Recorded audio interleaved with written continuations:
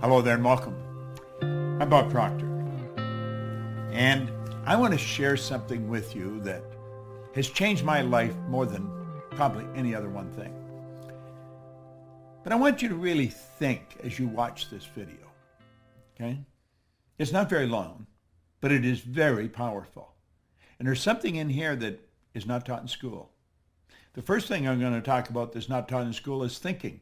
I have a paper here that says thinking is a skill which can be learned just as we learn skills such as typing and playing the piano. Very few public schools offer courses expressly to teaching thinking. Rather, we are expected to learn and teach thinking as a byproduct of learning mathematics, reading, science, history of trade, and so forth. And we do learn a lot about thinking in this way. The trouble is we learn our thinking skills in bits and pieces, and we never put it together as an overall picture. If asked to describe what all is required in order to think effectively, most people would be at a loss to give a complete account.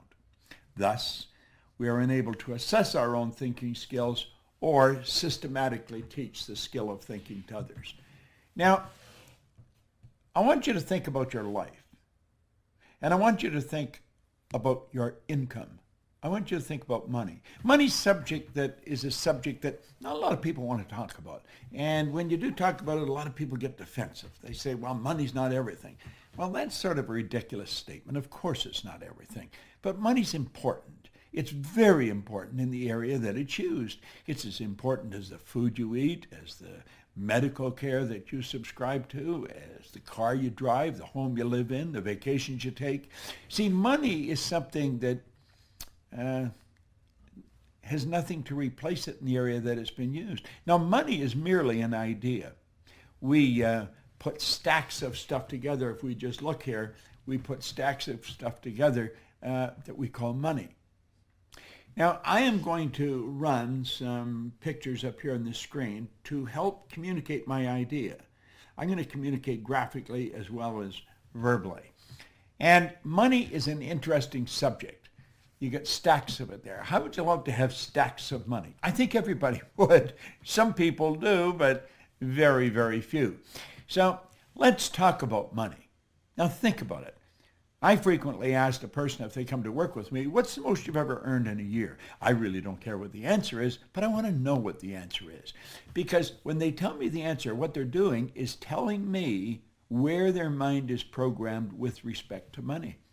See, our mind is programmed. You're working with a program, I'm working with a program. Now, most people are working with a program that someone else built. They are the production of somebody else's habitual way of thinking. I'm going to suggest that you can rewrite the program. You can rewrite the program. Now, before we get into the money too deep, back in 1970, Alvin Toffler wrote a book, Future Shock. And what he was doing was predicting what's going to happen in the future. And he looked ahead about 50 years. And he said, the future is going to be a shock for most people.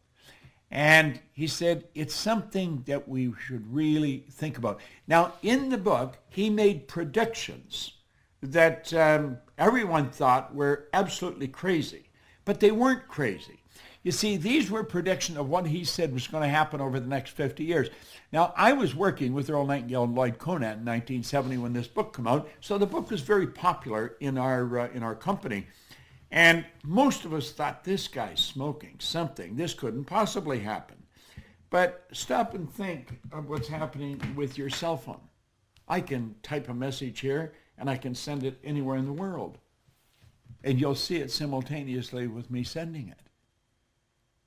If you would have suggested that in 1970, people would have thought you were losing it. Well, he recently came out with something. He said, the illiterate of the 21st century are not going to be the people who cannot read and write. The illiterate of the 21st century are going to be the people who cannot learn, unlearn, and relearn. They're going to be the people who cannot learn, unlearn, and relearn. That's called changing your paradigm. And I want to share some information with you. If you've already got it, it's really good to hear it again. If you haven't got it, you're going to love it because it's about money, okay?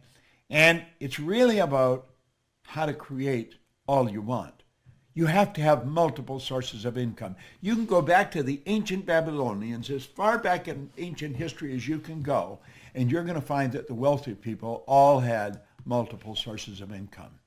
Now, I want you to think about these figures that you're looking at here. 3% of our population are earning 97% of all the money that's being earned. And everybody says that's unfair. Well, it's based on a law. That's really what it's based on. Our income is the harvest of our production. That's really what it is. But 3%. Now think of this for a moment. Some of those 3% are not very well educated insofar as we look at education. Some of them are functionally illiterate. They can neither read nor write. Now some of them are absolutely brilliant. But you're going to find people that are absolutely brilliant that fall into the 97% category that have to split up 3% of the money that's earned. So why and how does this happen? Well, that's what I want to talk to you about. You see, you can become one of the 3%. Now, if somebody had told me that 55 years ago when I first got into the studying of this information, I would have thought they were dreaming. But my income went from $4,000 to $175,000 in a year. And it was based on the concept that I want to explain to you here. It's a very, very powerful idea. It really is. But what we have to understand is that the earning of money is something that doesn't happen by accident.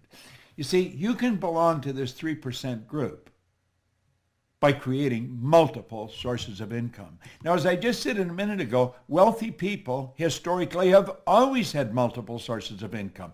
This isn't an accident. It's by design. You can design this. So I'm going to ask you to really pay attention here. And you probably want to watch this video a number of times. There is an absolute law governs compensation. We know that there's a law. If I let this go, you know it's going to fall. If I let this go, it's going to fall. It's not going to go up. It has to go down. It has to go down. That is an absolute law. It's called the law of gravity. That's a law of the world. Well, the law of compensation is a law. And it's very exact. I want you to really pay attention to it because this law clearly states that the amount of money you earn is in direct ratio, it's in exact ratio to the need for what you do, your ability to do it, and the difficulty there is in replacing you. So let's look at these 3 points one at a time. It's based on the need for what you do. You see, in my particular business, there's the opportunity to earn millions of dollars, and I have earned millions of dollars. Not because I'm smarter than the next guy, not because, there's an emotional or capricious God said, I think we'll let Bob have a turn, and it's not because I'm lucky. It's because I find myself in a field where there's a tremendous need for what I do. I help people become aware of what they're capable of doing. I help people understand how they're programmed and how to shift that paradigm. That's essentially what I do. And there's a phenomenal need for that. We have people coming into our business every day. We train people to do this. But there's a tremendous need. I've worked in Shanghai, in Kosovo, in Bucharest, in Buenos Aires, in Rio de Janeiro, in Melbourne, Australia, in Singapore, all over Europe, all over South America, North America. Everywhere I go, there's a need for what I do. When you find a tremendous need, and then you develop your ability to fill it, you've got to become very, very good at filling the need. Well, I fell in love with this business many years ago. Now, I was fortunate enough to work with a man who was the best at what he did. Earl Nightingale was a broadcaster. Lloyd Conant was a great executive. And I wanted Earl Nightingale to mentor me. What I didn't understand, when I came to work with them, I also got the benefit of Lloyd Conant. Two absolutely brilliant people. Now, I watched them. They were the best at what they did. And they started the industry that I'm a part of. Personal development, personal direction. That's really what it is. Well, you've got to make up your mind you're going to get really good at this. You're going to become very good at it. And when you do, then you're very difficult to replace. Now, there's no such thing as an indispensable person. In fact, there was a great poem written on that one time about the indispensable man. It says, take a bucket of water and put your hand in up to the wrist. When you pull it up, The whole that remains is just how much shall be missed. You can stir all you want as you enter, stir up the water galore, but stop and you're going to find in no time it's much the same as before. Well, what they were getting across is there's no such thing as an indispensable person, but some people are very difficult to replace. And if you make up your mind you're going to get really good at this, I guarantee you can earn a lot of money. So that's where income comes from. Find anyone who has really mastered what they're doing. They're going to earn an absolute fortune. See, this is the law of compensation. So this is what you want to study. What do you want to do? You just want to focus on your ability to improve. Become a master at whatever you're doing. You see? Now, this is the focus. The money is the reward. This is the cause. The money is the effect. You see, you take care of the cause, the effect will always take care of itself. Now, let's look at it this way. We're going to talk about multiple sources of income, not just one, but many. Now, I stumbled on this way back in the 60s. And when I stumbled on it, I thought, wow, this is really something. So you got the whole world in front of you there. You'll notice on the map, we got the whole world there, and you're sitting right in the center. You're placing yourself. Now, you could place yourself anywhere in the map. Place yourself wherever you are. But I'm saying you're in the center of the world. The whole world's around you. Doesn't matter where you are. You're in the center of the world. It doesn't matter. You could be in Mozambique. You're in the center of the world. You could be in Rio de Janeiro. You're in the center of the world. There's as much on your right as there is on your left. There's as much behind as there is in front. So then start where you are, and you set up a source of income. Now, MSI is an acronym for Multiple Sources of Income. MSI. Now, where you are is what you're earning right now. That's your present income. The MSI is an additional income. It's not another job. It's not a better job. It's not even a job. It's a source of income. See, money is reward received for service rendered. When I was sleeping last night, I was rendering service based on stuff that I did some time ago. Think of it this way. Think of some kind of a rock star. Think of Elvis Presley. His estate is still earning money from records of his that are being played on the radio. That's right. He made recordings, and those recordings are being played on the radio, and every time they're played, money goes into his estate. That's called a passive income. That's called a source of income. Well, you can start sources of income. You can start them all over the world. You may say, well, how? Well, you don't have to know how. You just have to make a decision that you're going to do it. The how will come. Don't let the how trip you, okay? And once you get one going, then you get another one. And it may be in a related field right near where you are. See, I believe you can set up sources of income that are very closely attached to what you're already doing. And then you may go to the other side of the world and set one up. Now, as you get good at this, they're going to start popping up all over the place. You may say, well, I don't know how to do this. Well, of course you don't. Not to start with. I didn't know how to do it when I started. I didn't even know how to read very well when I started. I hadn't gone to school. I had 2 months high school. I had no business experience. But you know, I built a business all over the world. How did I start? I'll tell you exactly how I started. I borrowed $1,000. I bought a used forming machine and some buckets and mops. I started in the cleaning business. And I started by cleaning one office, washing the floor twice a month, $15 a time. Then I got another office at $65 a month. Now I'm up to $95. I was only earning $400 a month to start with. Do you know, one day I passed out on the street. I thought the answer was work harder, get another office to clean. But it didn't work that way. And I woke up and there's a big cop looking at me, and there's people standing all around me, and I see a stretcher and lights flashing. And it was a scary situation. I guess I'd passed out. I was exhausted. I thought the answer was work harder. That is not the answer. Hard work is never the answer. The people you know that work the hardest are probably the ones that are in the least. Now think. Really think. I got off by myself. I didn't let them take me to the hospital. I got, and I started to think. And I realized it was like something inside of me said, Bob, you're doing something wrong. And then another little voice said, if you can't clean all of them, don't clean any of them. Do you know, over the next 5 years, I was cleaning offices in Toronto, Montreal, Boston, Cleveland, Atlanta, London, England. and the income was just rolling in from all over the place. Now, I'm not telling you to go clean offices. I'm telling you that I stumbled on something. It took me 10 years to find out what I was doing different. I had set up multiple sources of income.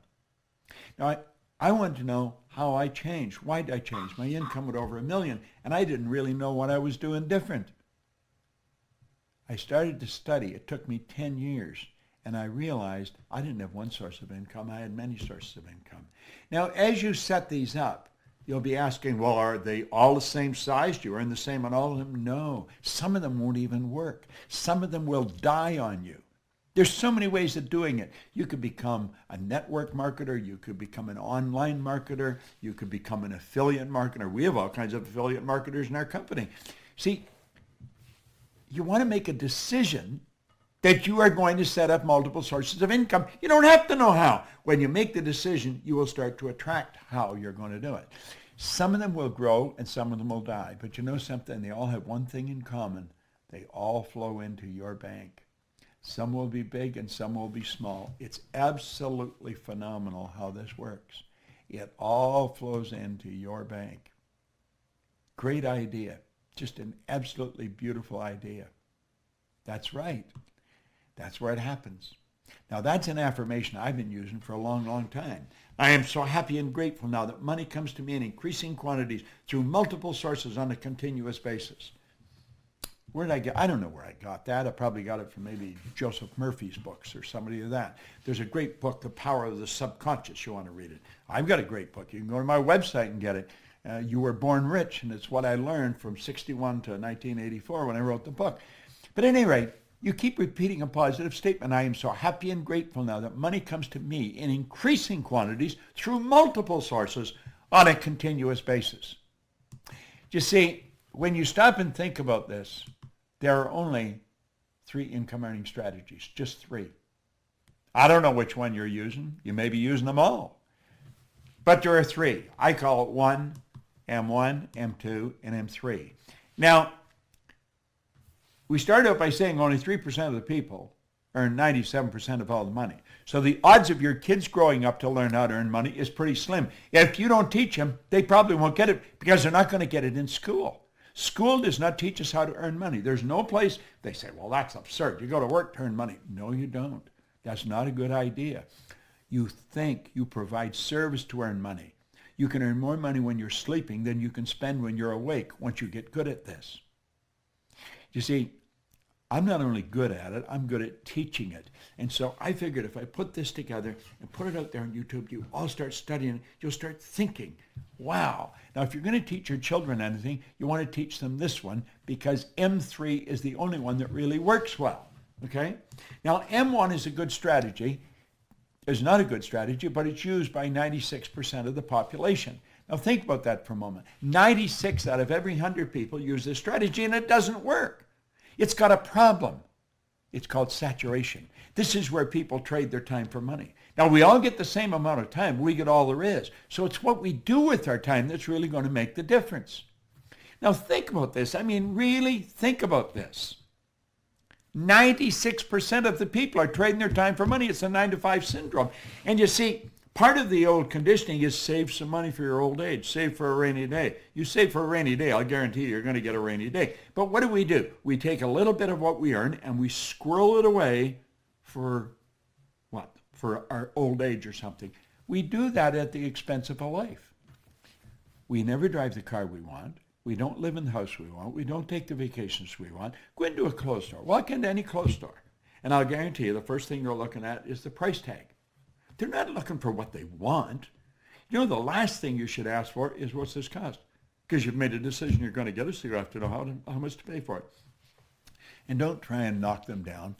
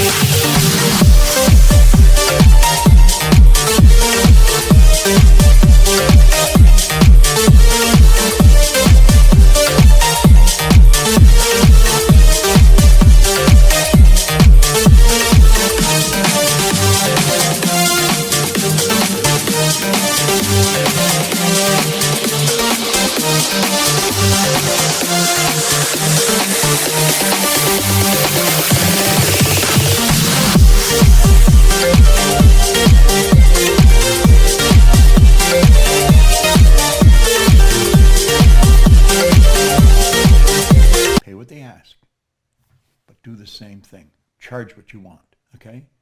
Now, you see, trading time for money, there's a saturation. You run out of time. It's not a good strategy. Now, M2 is an excellent strategy, but it's only used by 3% of the population. You see, 3% of the population are following this strategy. It's where you invest money to earn money. Now, when you invest money to earn money, if you're good at it, you can earn some money. Some people are not good at it. They're working in the M1 strategy, and so they save a little bit, and they get risky, and they go and they invest it. Bad investment, like that, they lose it all. And then they say, well, this isn't any good. I'm not going to do this anymore.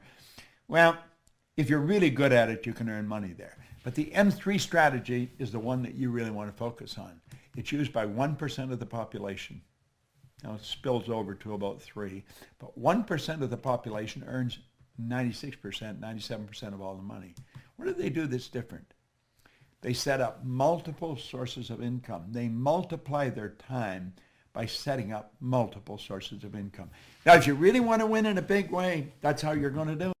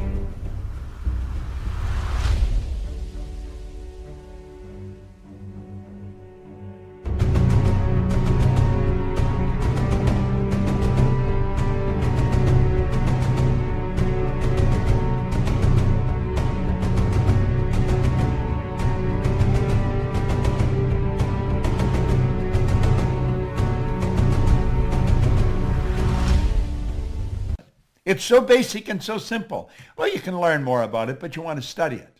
You want to study it. Money. Multiple sources of income. Boom, like that. MSIs. That's what the Proctor Gallagher Institute really focuses on, helping people understand how to set up MSIs. We teach people to train people to set up MSIs. You see, there's no end to what you can do. There's absolutely no end to what you can do. But you've got to decide what you're going to do. You want to take one of these things in your hand and sit down and write out how you want to live. And it doesn't matter what it costs. You write it down, and then you only think of how to do it. And you set up multiple sources. Now, let's suppose you have never touched a computer in your life, and you're going to learn how to use the computer, how to work with it. It's going to take you a while. And the strange thing about computers, when you learn something, it leads you into learning something else, and then you learn something else. It's sort of like an evolution that takes place in your mind as you start working. At least that's the way I found it, and most of the people I know. But when you first start, when I first started, I didn't even know how to turn it on. A guy named Rob taught me, and I'm sure that when he started to teach me, he thought, this guy's never going to learn how to use this thing. But he did learn how to use it, all right? Why? Because I made up my mind I was going to learn how to use it. Well, when you make up your mind that you're going to earn yourself a specific amount of money every year, and you might set that magic million. Anybody can learn how to earn $1 million. I believe I could teach anybody how to do that.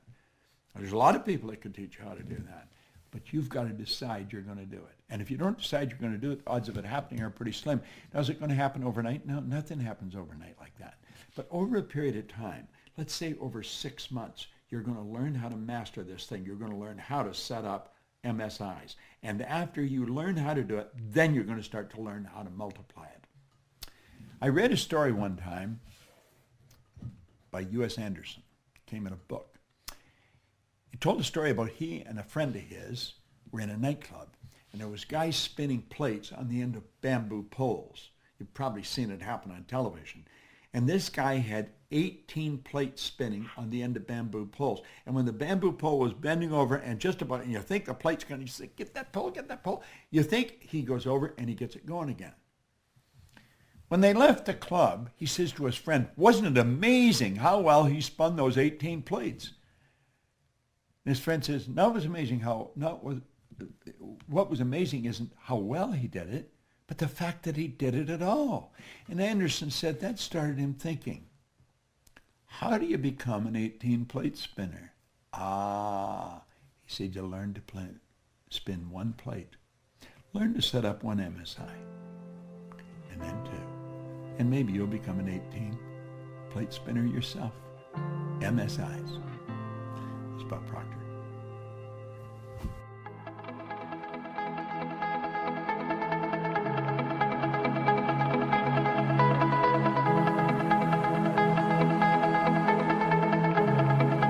Check us out at ProctorGallagherInstitute.com for tips, tools, and resources.